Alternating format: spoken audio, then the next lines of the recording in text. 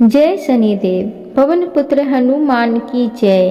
प्रिय भक्तजनों, मैं पुष्पा आप सबका स्वागत करती हूँ आपका अपने YouTube चैनल पुष्पा शर्मा हिंदी कहानियाँ में। आज हम सब शनिदेव की कथा को बड़े ही प्रसन्न चित्त मन के साथ श्रवण करेंगे। तो चलिए कथा को श्रवण करते हैं।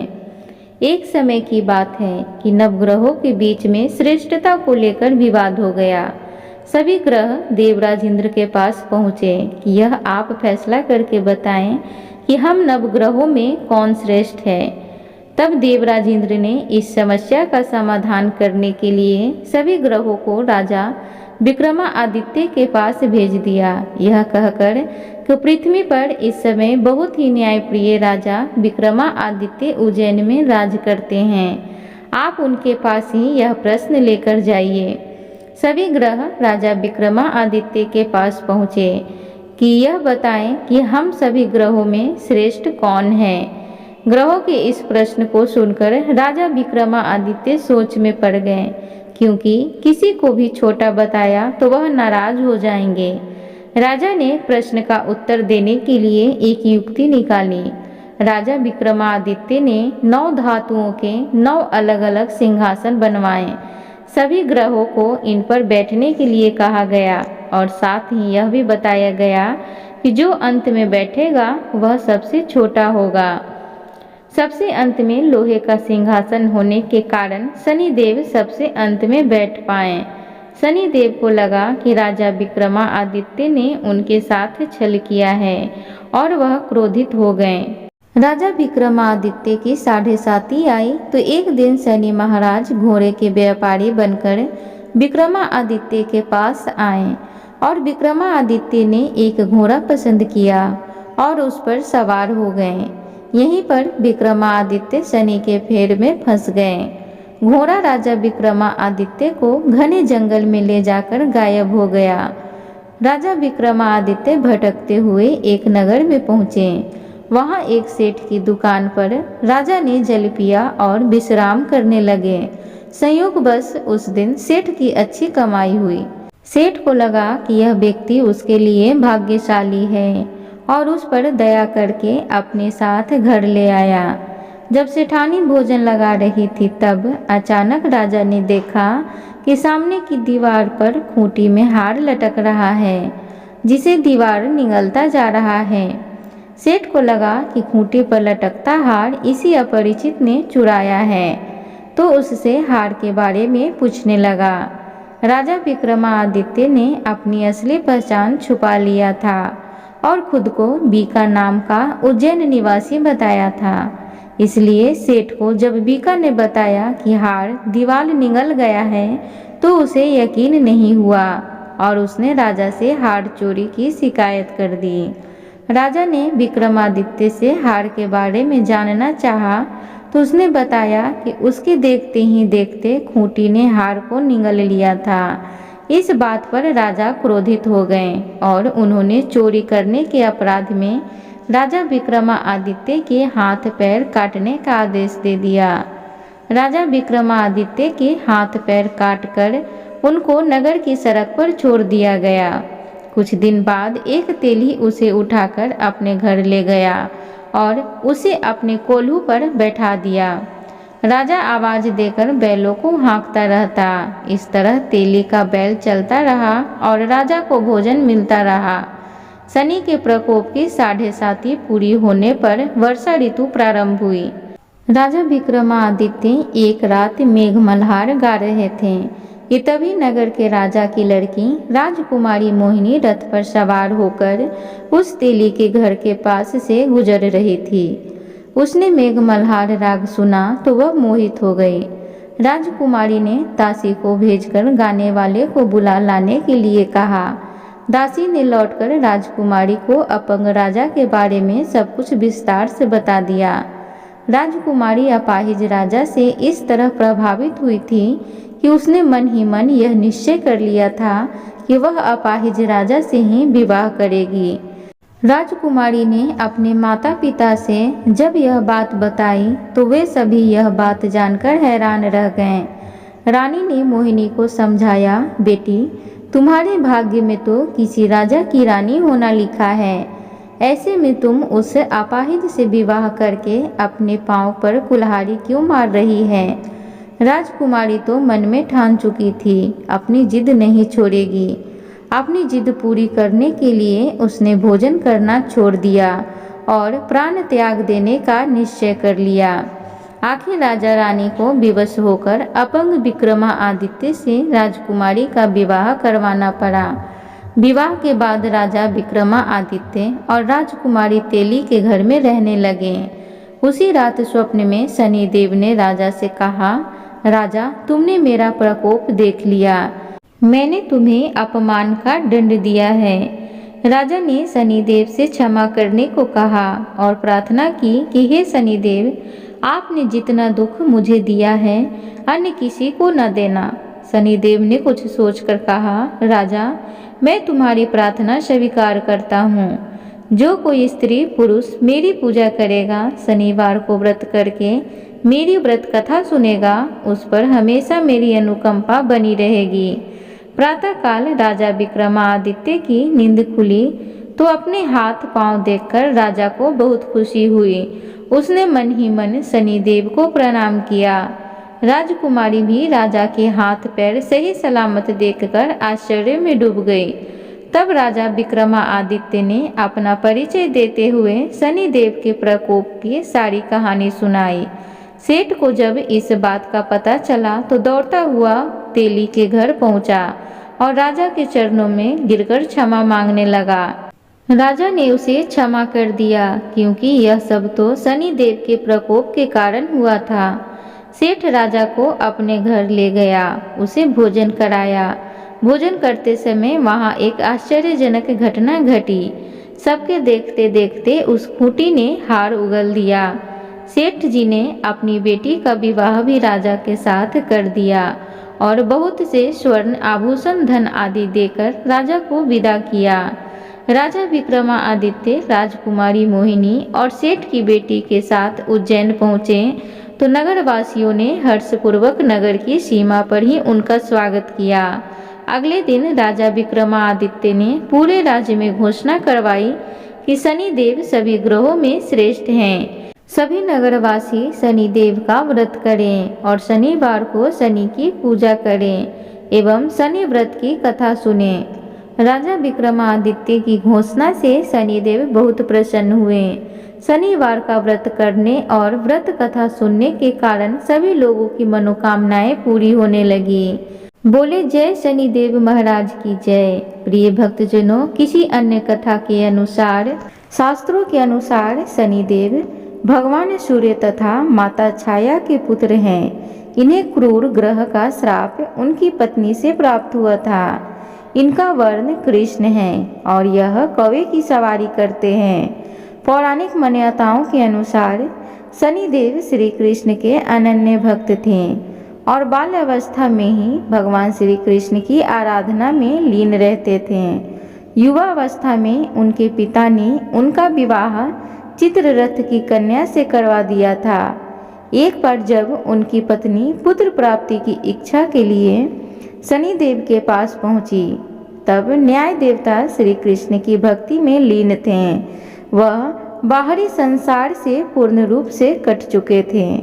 प्रतीक्षा करके जब उनकी पत्नी थक गई, तब उन्होंने क्रोध में आकर शनिदेव को श्राप दे दिया और कहा कि वह जिसे भी देखेंगे वह नष्ट हो जाएगा। ध्यान टूटने के बाद शनिदेव ने अपनी पत्नी को बहुत मनाया और श्राप वापस लेने को कहा। उनकी पत्नी को अपनी भूल का पश्चाताप हुआ, लेकिन श्राप वापस लेने की शक्ति उनमें नहीं थी और इसी वजह से शनिदेव अपना सर नीचा करके रहने लगे, क्योंकि वह नहीं चाहते थे कि उनके कारण किसी पर भी विपत्ति आए। इसलिए ज्योतिष शास्त्र में बताया गया है कि शनि यदि रोहिणी वेतन करते हैं तो पृथ्वी पर 12 वर्षों के लिए घोर दुर्भिक्ष पड़ जाता है, जिससे जीव जंतुओं का बचना मुश्किल हो जाएगा। एक कथा के अनुसार जब भगवान सूर्य अपनी पत्नी छाया के पास पहुँचे तो सूर्य के प्रकाश से उनकी पत्नी छाया ने आंखें बंद कर ली। इसी वजह से शनिदेव का रंग श्याम अर्थात काला पड़ गया। इसी बात से शनिदेव अपने ही पिता से क्रोधित हो गए।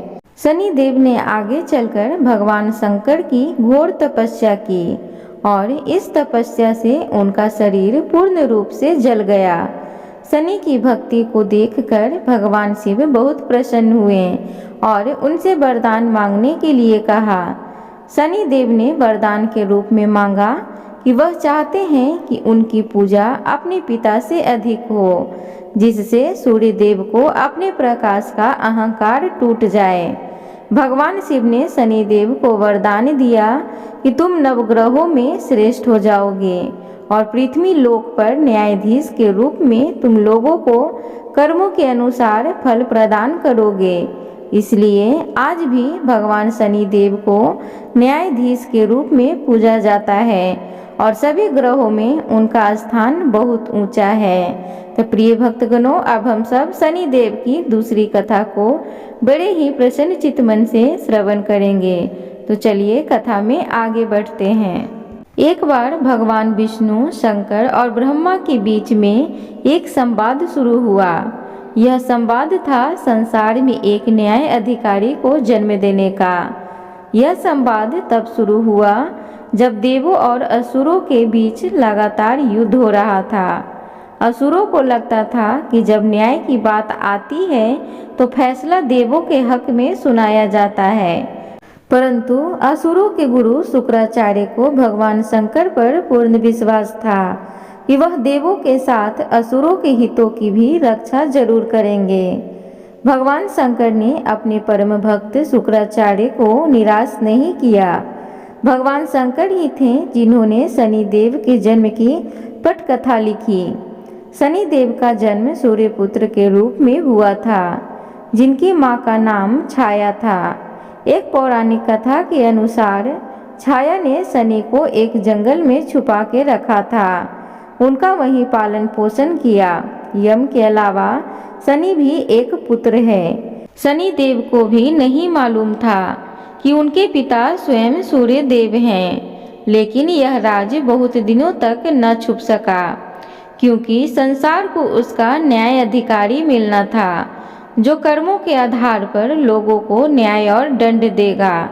इधर देवाधिपति इंद्रदेव और शुक्राचार्य के बीच न्याय अधिकारी के अस्तित्व को जगाने के लिए खलबली मची हुई थी। इसी खलबली का नतीजा एक चक्रवात के रूप में आया, जिसका संचालन शुक्राचार्य कर रहे थे। शुक्राचार्य को मोहरा बनाते हुए इंद्रदेव ने एक षड्यंत्र रचा था। सही मायनों में इस चक्रवात के लिए इंद्रदेव जिम्मेवार थे, जिन्होंने असुरों के गुरु शुक्राचार्य को उस्काया। इस चक्रवात की चपेट में शनि की माता छाया आ गई, जिससे शनि देव नाराज हो गए और शंकर भगवान की कृपा से उन्हें अपनी शक्तियों का बोध हो गया और उन्होंने अपनी मां छाया को बचा लिया। इसके बाद सूर्यदेव चक्रवात से क्रोधित हो गए और उन्होंने शुक्राचार्य और इंद्रदेव को सूर्य लोक में बुलाया, जहां पर चक्रवात के दोषी को दंड देकर न्याय दिया जाना था। लेकिन शुक्राचार्य की बात सुने बिना सूर्यदेव ने शुक्राचार्य को दोषी करार दे दिया। इसको देखते हुए वहां शनिदेव प्रकट हो गए। उन्होंने न्यायाधिकारी के रूप में उचित न्याय किया। उन्होंने सभी को बताया कि चक्रवात के असली दोषी शुक्राचार्य नहीं हैं, अपितु इंद्रदेव हैं। शनिदेव की यह बात सुनकर वहां मौजूद सभी देवता, उनके पिता सूर्यदेव और शुक्राचार्य सहित चकित रह गए। लेकिन शनिदेव ने कहा कि न्याय सबके लिए बराबर होगा, चाहे वह देव हो या असुर। अंत में देवताओं को शनिदेव के आगे झुकना ही पड़ा, क्योंकि न्याय विश्व के न्याय अधिकारी के द्वारा हो रहा था। इंद्रदेव को सजा के तौर पर अपना मुकुट धरती पर उतार कर रखना पड़ा। एक बार प्रेम से बोलिए शनिदेव की जय। पौराणिक कथा के अनुसार एक समय शनिदेव भगवान शंकर के धाम हिमालय पहुँचे। उन्होंने अपने गुरुदेव भगवान शंकर को प्रणाम कर उनसे आग्रह किया, हे प्रभु, मैं कल आपकी राशि में आने वाला हूँ, अर्थात मेरी वक्र दृष्टि आप पर पड़ने वाली है। शनिदेव की बात सुनकर भगवान शंकर हतप्रभ रह गए और बोले, हे शनिदेव, आप कितने समय तक अपनी वक्र दृष्टि मुझ पर रखोगे? शनिदेव बोले, हे नाथ, कल सवा पहर के लिए आप पर मेरी वक्र दृष्टि रहेगी। शनिदेव की बात सुनकर भगवान शंकर चिंतित हो गए और शनि की वक्र दृष्टि से बचने के लिए उपाय सोचने लगे। शनि की दृष्टि से बचने हेतु अगले दिन भगवान शंकर मृत्यु लोक आ गए। भगवान शंकर ने शनिदेव और उनकी वक्र दृष्टि से बचने के लिए एक हाथी का रूप धारण कर लिया। भगवान शंकर को हाथी के रूप में सवा पहर तक का समय व्यतीत करना पड़ा तथा शाम होने पर भगवान शंकर ने सोचा, अब दिन बीत चुका है और शनिदेव की दृष्टि का भी उन पर कोई असर नहीं होगा। इसके उपरांत भगवान शंकर पुनः कैलाश पर्वत लौट आए।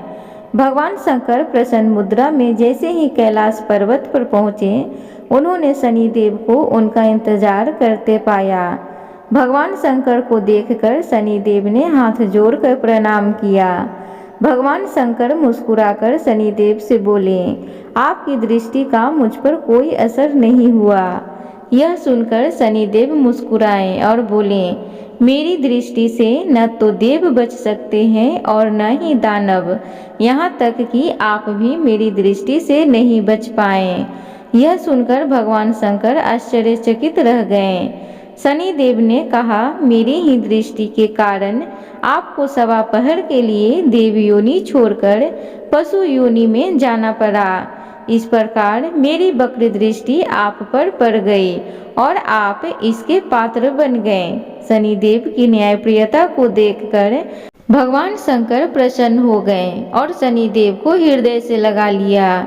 प्रिय भक्तगणों, तो इस प्रकार शनिदेव की कुछ छोटी सी कथा थी। आप सबसे उम्मीद करूंगी कि आज की कथा आप सबको अच्छी लगी हो, तो कृपया चैनल को सब्सक्राइब करें, वीडियो को लाइक करें, कमेंट बॉक्स में जय शनिदेव जरूर लिखें। तब तक के लिए आप सबसे विदा लेती हूँ। धन्यवाद।